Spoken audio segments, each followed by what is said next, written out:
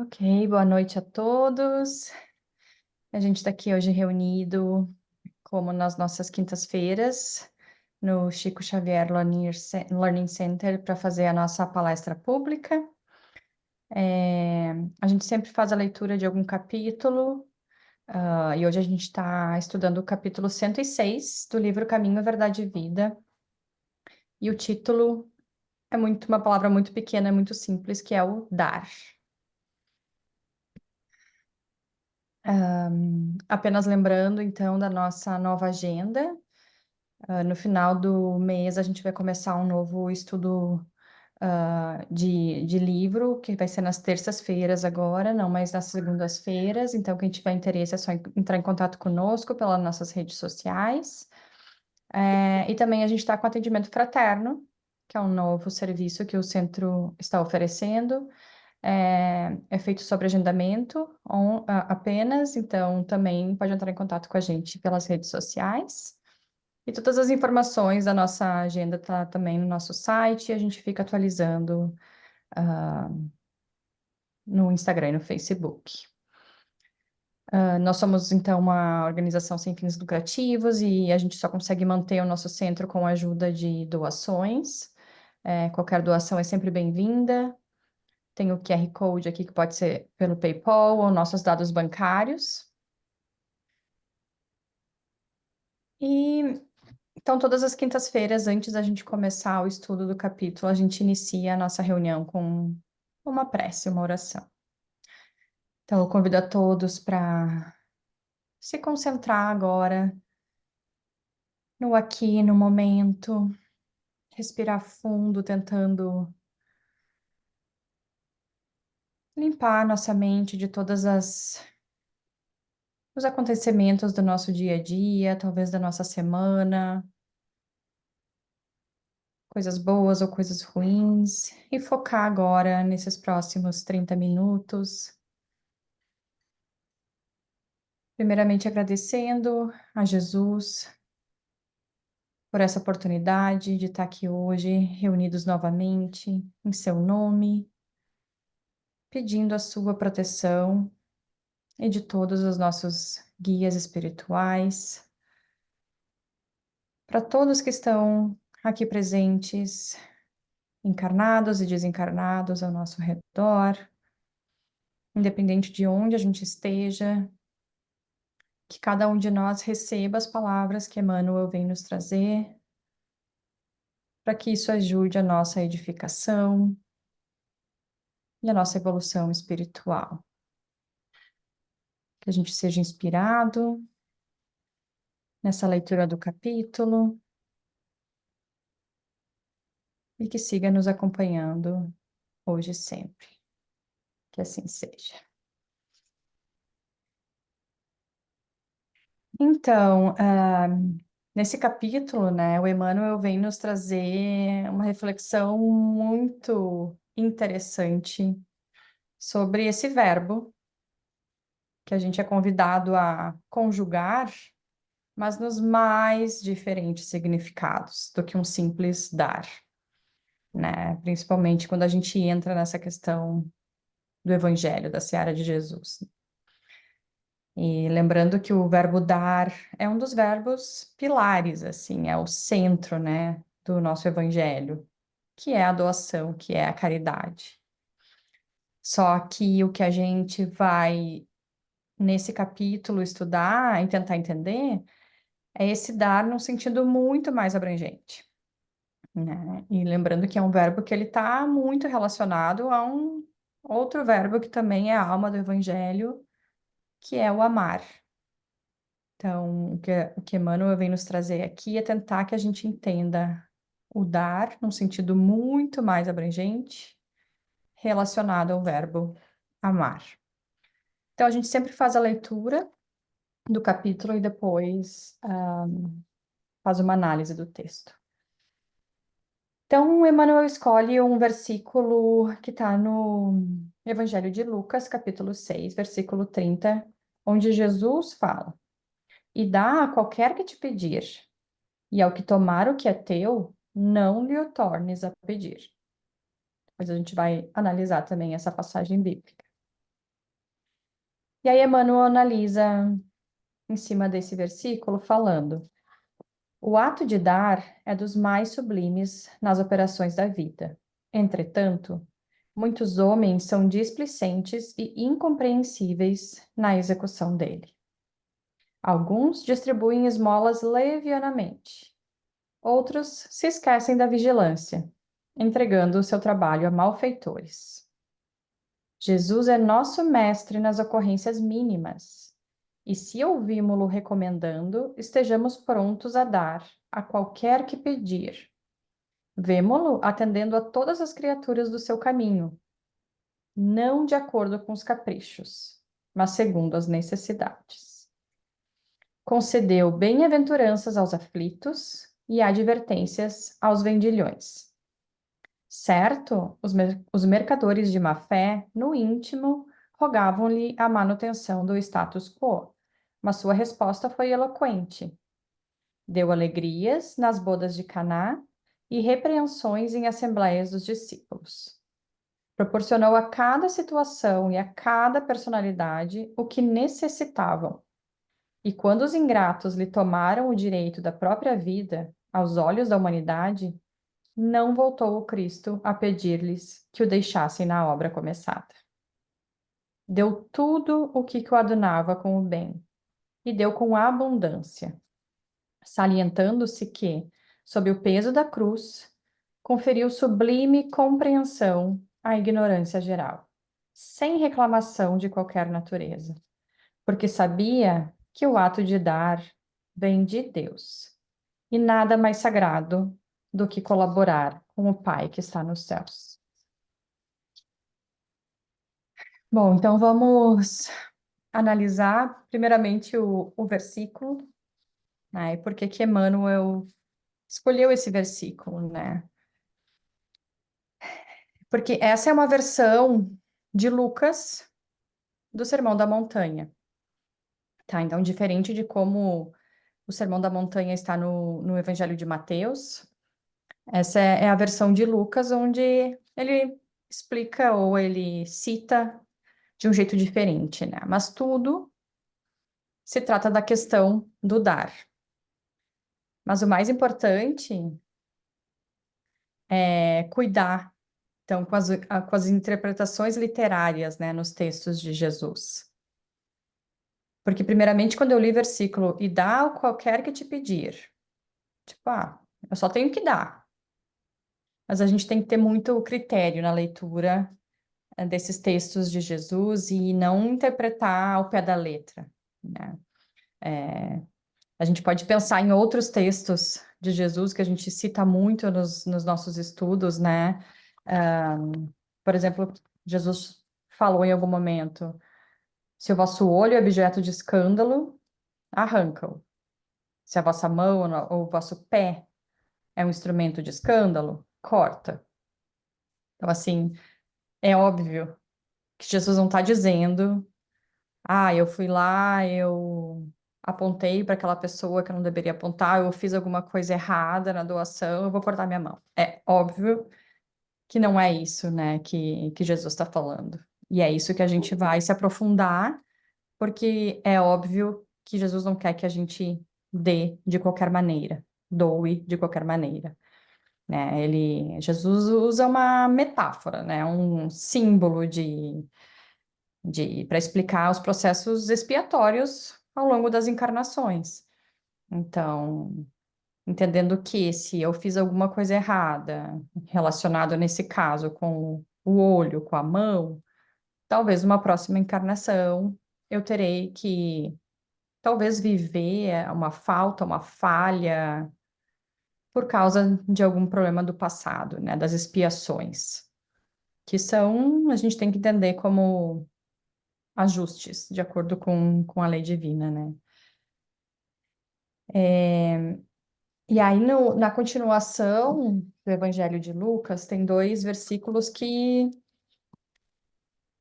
eles explicam muito bem a questão do que Jesus quer dizer aqui nesse sentido de dar, né? Então, o versículo 31, ele fala: E como vós quereis que os homens vos façam, da mesma maneira, fazei-lhe vós também. Que a gente estava comentando no estudo anterior, né? E aí o capítulo 35, o capítulo não, o versículo, desculpa, ele fala: Amai, pois a vossos inimigos, amai, pois, a vossos inimigos, e fazei o bem, e emprestai, sem nada esperardes. E será grande o vosso galardão, e sereis filhos do Altíssimo, porque ele é benigno até para com os ingratos e maus. Então, esses dois versículos falam muito sobre a primeira e a segunda parte desse versículo 30, né? Que é o que a gente. Que eu vou analisar um pouquinho mais com vocês. Então, o primeiro é realmente incluir o pensar, o analisar nesse verbo dar, e não no literal da palavra, que é entender que tem que dar tudo o que o outro quer. Então, tem que tentar fazer a leitura, né, das reais necessidades. É essa dimensão que Emmanuel vem nos trazer, que Jesus quer dizer, né? Não simplesmente sair atendendo a todos os pedidos, mas ver ao além. Então, será que vai ser útil para essa pessoa o que eu estou fazendo para ela, o que eu estou doando? Será que vai ser edificante para essa pessoa? Vai ser o melhor para ela? Então, é muito mais do que um simples dar. E ao longo do texto a gente vai entender que não é só um dar de bem material, né? É, então a gente sabe que não é assim, né?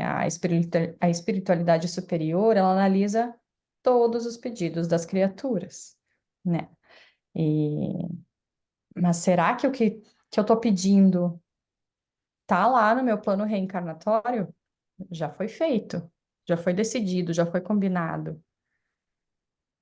Eu não lembro, será que eu estou pedindo faz parte do meu plano reencarnatório? Se não fizer, talvez eu não serei atendido do jeito que eu quero ou do jeito que eu preciso, né? Vai ser útil, né, para minha evolução. E aí existe uma analogia que parece muito boba, muito simples, mas que é exatamente também o que a gente estava falando antes no estudo que a gente fez de Kardec, que é comparar com a criação dos nossos filhos, né? Então, os filhos pedem tudo e mais um pouco. Ah, hoje eu não quero ir para a escola. Hoje eu quero ficar o dia inteiro na tela. Eu quero comer doce todo dia. Então, a gente vai deixar? Só porque ele está pedindo, será que eu vou dar? Então, não é no literal da palavra que Jesus quer dizer, né? Eu vou ter que entender o que está acontecendo. Será que eu não quero ir para a escola por algum motivo, por algum medo, por alguma doença, por... É tudo incluir o pensar por trás do pedido que está sendo feito, do pedido que eu estou fazendo, né? Analisar as demandas e sempre entender que alguma coisa vai ser dada. Talvez não do jeito que a criatura está pedindo, mas do que ele precisa, do que está no seu plano reencarnatório ou do que vai ser útil para o seu crescimento, né? E aí entra as questões não materiais, né? Os nossos bens espirituais. Então, talvez é isso. Minha filha hoje não quer ir para a escola, acordou chorando, não quer ir para a escola. Talvez o que eu tenha que dar para ela é o meu tempo, é o ouvir, é entender o que está acontecendo. Eu estou atendendo alguma demanda, mas eu não estou atendendo exatamente o que ela quer. Não é simplesmente, ok, não precisa ir. Então, talvez seja doar o tempo, um abraço, um simples sorriso, um conselho, né? E como a dona Lúcia falou antes do estudo também, talvez o que eu preciso, ou que a criatura precisa, é uma prece, uma simples prece, né? Então, eu vou dar algo que vai edificar, talvez não seja necessariamente o que quer, E basta com com o nosso estudo, com a nossa progressão espiritual, entender o que eu estou recebendo, né? E que eu estou recebendo, sim, alguma coisa, né? E aí, o mais importante, né, que na segunda parte ele fala, que é o dar sem exigências, sem expectativas, sem esperar o retorno, que é o que falou no versículo 35 também. Então, uma vez que a gente deu algo, principalmente algo de si, assim, desses bens materiais, um auxílio, um conselho, eu estou rezando para aquela pessoa, não cobre nada de volta. Não cobre por isso, né? Não espere um retorno, assim. Muitas vezes a gente faz essa caridade, seja material, seja espiritual, moral, e a pessoa que a gente fez aquilo acabou, sei lá, metendo os pés pelas mãos, fez o contrário do que a gente falou, ou simplesmente não agradece, e a gente fica lá remoendo, esperando isso, um agradecimento, um reconhecimento. E aí o mais importante aqui, eu acho, é a gente entender que a gente não deve esperar de volta o bem que foi dado, né? Porque o que sustenta é o bem dado e não o bem retornado. Então, é exatamente isso que Jesus quis falar nesse versículo e não simplesmente dar. E aí, durante o texto, eu só peguei algumas frases, algumas palavras que eu achei muito importantes da gente discutir. Então, nos primeiros parágrafos, né, o Emmanuel cita a questão do ato sublime, que é o doar, dos homens displicentes, incompreensíveis, uma distribuição leviana de esmolas, a vigilância nos seus atos, né? Então, entender que o ato de dar, ele é sublime, mas ele não pode estar desacompanhado da prudência, do discernimento, da compreensão do outro e das necessidades reais do outro, né? Então, dar, é uma das operações mais divinas, assim. A gente sabe que Deus é o grande doador do universo, né? Sempre deu muito e deu a todos e nunca exigiu nada. Então, de novo, ter a prudência, ter o discernimento, ter a compreensão é voltar ao exemplo da maternidade, né? Então, se a gente não fosse vigilante no que os nossos filhos pedem, simplesmente deixar comer doce o dia inteiro, deixar não ir para a escola, nós estamos prejudicando o nosso crescimento, a nossa evolução também espiritual, não só o dele. Porque isso é negligência, né, na educação do filho que Deus mandou para a gente, né? Então, assim como a espiritualidade superior não atende a tudo, a gente tem que analisar e se preocupar também, nas coisas mais pequenas, né? Então, não basta sair dando tudo para todos, né? Isso não é virtude. A caridade, ela é realmente sublime. E é engraçado que entrou num assunto, assim, estudando mais fundo o texto, que é essa questão que muitas vezes a caridade, o dar, envolve, às vezes, sacrifício, né? Uma renúncia, seja do nosso ego, de não esperar de volta, seja material. Às vezes eu não tenho tanto dinheiro, mas aquela pessoa precisa mais. Será que eu posso abrir mão de mais alguma coisa para ajudar o próximo que precisa mais que eu, né? Mas o mais importante é sempre estar cada vez mais acompanhado dessa sabedoria, desse discernimento, né? Em cada ação que eu fizer no dar, no doar, né? E, e aí, lembrando que nem sempre o que precisamos é algo material, né? Sair distribuindo, assim, dinheiro, recursos só materiais, financeiros, a todo que tem direito, nem sempre é o melhor. Que é isso que eu acho que eu achei o mais bonito desse capítulo, né? Às vezes o que a pessoa precisa é muito simples. É um abraço, é um sorriso, é um carinho, é um olhar, uma conversa, e aí entra o atendimento fraterno do centro, como é importante ter isso disponível para a comunidade também, né? Então, um exemplo muito bobo, mas final de semana eu estava com as minhas filhas num restaurante que tinha um janelão onde ficava passando as pessoas no drive-thru, e elas começaram, cada pessoa que passava, a abanar para as pessoas. E elas arrancaram tantos sorrisos, tantas expressões assim de talvez aquela pessoa estava num dia tão ruim, sabe? Que chegava a me arrepiar, assim, cada vez que um passava ia arrepiar, e elas abonavam, e nossa, daí mudava a expressão da criatura, né? Talvez é só isso,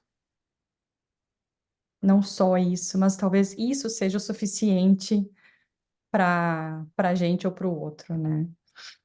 E, e aí, falando da vigilância no dar, né? Da falta da vigilância, né? Não saber dizer um não, o tal dos limites, saber dar limites, saber dizer não, não conseguir manter um certo equilíbrio, seja físico, emocional, não souber impor limites, ou falar demais, né? Que é também o que estava linkado no estudo anterior. E aí é o que ele fala, né? Ele vai entregando o seu trabalho a malfeitores, ele vai entregando os frutos desses esforços, né, que foram feitos. E é isso, tudo na vida, absolutamente tudo, pede equilíbrio, prudência e vigilância, né? Não basta só ter boa vontade de dar, de doar, de fazer caridade. Tem que analisar, então, toda a dimensão desse verbo dar e qual é a direção que Jesus quer que a gente siga nessa questão do verbo. E aí, mais para frente também, o texto cita que Jesus, sim, é o nosso mestre, né? Essa é a essência da lição, né? Ele sempre atendeu a todos, mas talvez não o que realmente, né, pediram, mas o que realmente precisava. Por isso que depois, no texto, ele fala, né, que não de acordo com os caprichos, mas segundo as necessidades. E ele dá vários exemplos no texto. Então, aqui ele cita: concedeu bem-aventuranças aos aflitos e advertências aos vendilhões, né? Então, o Jesus deu sim aos vendilhões, aos mercadores do lado do templo. Talvez não o que eles esperavam, porque eles não queriam outra coisa senão que Jesus os abonasse, aplaudisse, mantesse o tal do status quo, que está ali no texto também. Mas Jesus foi enfático e não atendeu o pedido, né? Ao contrário, ele deu advertências. Jesus teve que muitas vezes falar de um jeito mais firme, com carinho, com amor, mas dando advertência e não atendendo a realmente o que ele pedia. E ao mesmo tempo, para os aflitos, né, ele deu as esperanças, né, das bem-aventuranças. Mas também ele não atendeu os pedidos com caminhos mais fáceis para os aflitos, né? Então não existiu solução mágica. O que Jesus prometeu é muita luz, muita disciplina, muito trabalho para conseguir as bem-aventuranças, né? E aí, mais para frente no texto, o Emmanuel cita, né, que o Jesus fez as repreensões nas assembleias dos discípulos, e ele não só não atendeu ao pedido dos discípulos, como de novo deu algumas repreensões sutis, né? Ele teve que falar com mais firmeza, mas com todo o seu jeito, todo o seu carinho, todo o seu amor, para que aquelas pessoas que estavam ali naquela assembleia pudessem refletir e entender aquela palavra que eles estavam recebendo, né? Então, a gente tem que ter em Jesus sempre esse nosso exemplo, né? Ele sabia dar nas menores ocorrências da vida, no dia a dia, ele sabia dosar o dar, o que dar e quando dar, né?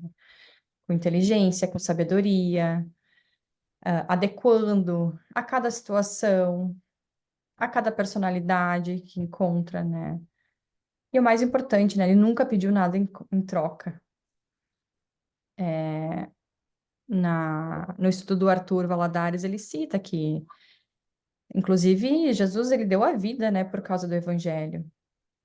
Então, mesmo quando os ingratos lhe retiraram a vida, que é o que diz o texto, né, Jesus não cobrou absolutamente nada em troca, né? Ele não pediu a redenção. Então, é o maior exemplo que a gente tem do doar sem esperar nada em troca. E o texto termina com esse parágrafo, onde ele fala que deu tudo o que se coadunava com o bem. Então, coadunar é tudo que se junta, se liga, se combina, se une ao bem. Então, ele deu tudo o que se coadunava com o bem. E deu com abundância, né? E aí, de novo, ele fala da compreensão, sem reclamação, e falando que o ato de dar vem de Deus. Então, de novo, mesmo na cruz, Jesus deu algo, né? Ele deu um perdão, ele deu uma compreensão, ele não atendeu os pedidos que lhe eram feitos, né? Alguns falavam, né? Salva-te a ti mesmo, desce da cruz, mostra que é o Messias. Mas não, ele não atendeu o pedido. Ele se entregou, né? Entregou sua vida, mas ele nos deu muito mais do que isso, né? Acho que o exemplo ele nos deu esse silêncio divino na cruz, um olhar compassivo e essa compreensão e o perdão, quando ele disse, né? Pai, perdoa-lhes, não sabem o que fazem. Então, ele não deu o que foi pedido, mas deu talvez o que o mundo precisava e que ainda hoje a gente estuda, né, tentando entender e receber isso nas nossas vidas, no nosso dia a dia. E como reflexão final desse texto, né, aqui está a fórmula, né? Pensar no bem quando for dar e doar. Então, num sentido muito maior, pensando nesse amor, nessa compreensão, nessas atitudes dentro do doar, né? E pensando na gente como um espírito em evolução, e não no sentido imediato, né? Então, quando a gente doa com lucidez, com discernimento e com desinteresse, a gente está compartilhando a natureza divina, que é isso que o texto termina falando, né? Então, que a gente consiga pensar em cada atitude, em todas as relações ao nosso redor, todas as ações que a gente toma no nosso dia a dia, né? E lembrando que dar é muito mais do que recursos materiais, né? São esses bens espirituais. Claro que a caridade, o auxílio no sentido material, tem seu valor, não é isso, né? Desde que também seja com a compreensão, a inteligência, o discernimento e sem esperar nada em troca, né? Nada de volta. Então, eu estou doando, eu quero que alguém me doe alguma coisa. Não, isso não é. Mas acho que o mais importante nessa questão dos bens espirituais é lembrar aquilo. Ontem eu estava falando com uma amiga por mensagem. Não, por favor, não, eu vou te dar alguma coisa. Eu disse, tá aí. Na hora eu escrevi assim: eu estou doando o meu tempo para ti. E isso é precioso. A gente sabe como é precioso. Então, não te preocupa. Não quero absolutamente nada em troca. Estou doando o meu tempo para ti. Aproveite. Então, talvez seja isso, né? Talvez a doação do tempo, que quando a gente está atarefado, o tempo é muito precioso. A paciência, né? A paciência, talvez, para esperar o que eu vou receber, o que eu pedi, paciência para conseguir ouvir o outro, paciência de não sair falando demais, né? Carinho, uma palavra edificante, e até um alerta, uma reflexão, que é exatamente o que a gente estava estudando antes também, uma coisa mais firme se necessário, né?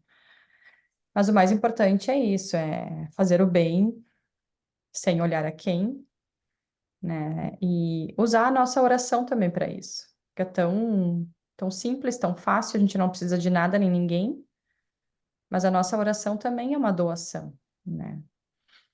E lembrando, né, que o nosso objetivo, então, é sempre fazer o bem sem esperar nada em troca. E que o verbo dar, então, ele seja sinônimo de amor, de responsabilidade e de inteligência nos nossos atos, né?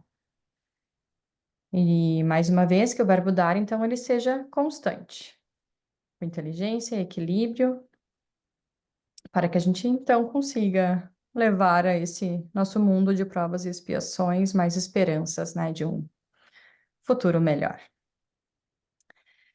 Então, essa foi meu estudo desse capítulo para vocês. E a gente sempre termina nossas quintas-feiras com uma prece, e um passe virtual, né? Para encerrar o nosso encontro de hoje. Então, vamos iniciando, então, fechando os nossos olhos de novo, respirando fundo, deixando a energia divina entrar no nosso corpo, limpando os nossos pensamentos, as nossas preocupações. E de novo, primeiro agradecendo por essa oportunidade de estar aqui hoje, nesses ensinamentos, nas palavras de Emmanuel, que a gente possa refletir sobre tudo que foi dito hoje e transformar isso no agir e no saber como atuar, né?